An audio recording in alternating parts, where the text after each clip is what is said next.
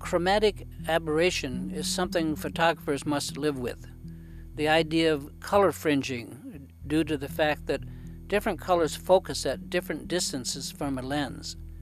If two wavelengths of light, usually red and blue, are brought to focus in the same plane, the lens is called achromatic.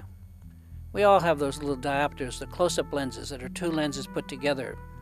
If three or more wavelengths of light are brought to focus in the same plane at the same distance, the lens is termed apochromatic, as in APO lenses or apo lenses. The idea is that we would like to have all of the colors in the spectrum focus on the same plane, like on our sensor. APO is a term rather loosely used by lens manufacturers. Not all lenses labeled APO are really properly corrected, so just having the term APO on a lens does not guarantee any particular degree of correction. However, there are certain lenses that photographers seem to agree do deserve to be called apochromatic. Macros such as the Coastal Optic 60mm f4 APO, or the Leica 100mm Elmarit R f2.8 APO, and my favorite, or one of my favorites, the Cosina Voigtlander 125mm f2.5 APO Lanther, and there are others. I don't have the technical expertise of some of the technical photographers, but I do have a pretty good eye for images. In recent years, I've been searching for the holy grail of sharpness in lenses, which has been a true odyssey for sure, and probably a bit of a fool's errand, as some have pointed out to me. In brief, my journey led me through the best of Nikon's macro lenses and on into lenses like the Voigtlander 125mm and some of the others pointed out above, and finally into the extremely sharp industrial Nikons such as the macro Nikors, the Nikor CRT, the Repro macro, and the printing Nikors, and others. Although the industrial Nikors were indeed very, very sharp in some cases, in other cases their resulting photos still left something to be desired. It would seem that the pure sharpness alone is not enough, at least for me, and that part of what I was calling sharpness really turned on how color was handled by the lens.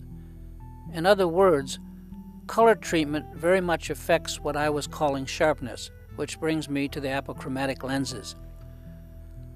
When all is said and done, I seem to end up using the three apo lenses mentioned above, the Voigtlander, the Leica, and the Coastal Optics.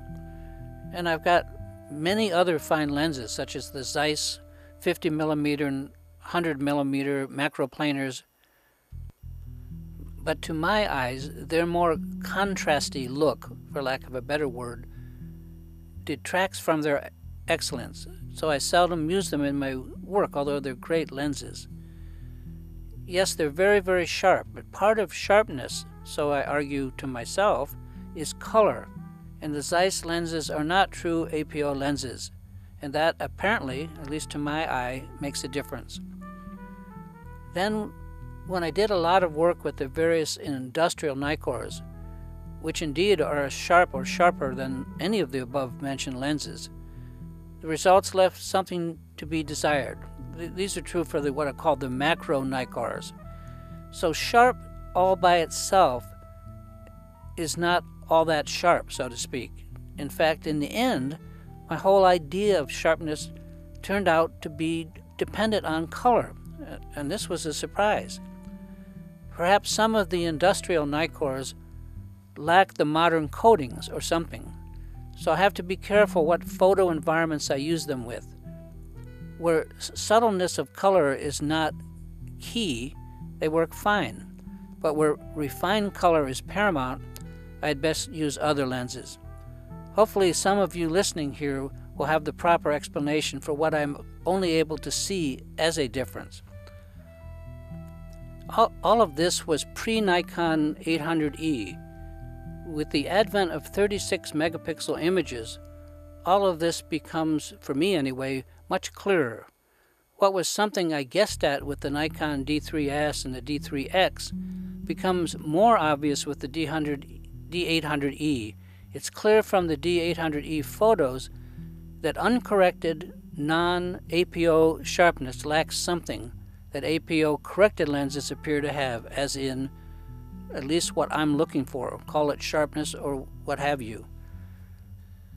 My question and reason for writing this is to seek other opinions on this and explanations for what I'm seeing. Am I crazy to think that ultimately sharpness depends on color, like perhaps resolving the color fringing from APO lenses? Are the ultra-sharp industrial Nicors missing something like APO corrections, and if so, just what corrections? Do the higher resolution megapixels of cameras like the D800E make all of this more obvious? What does this tell us we want in a lens for fine color work?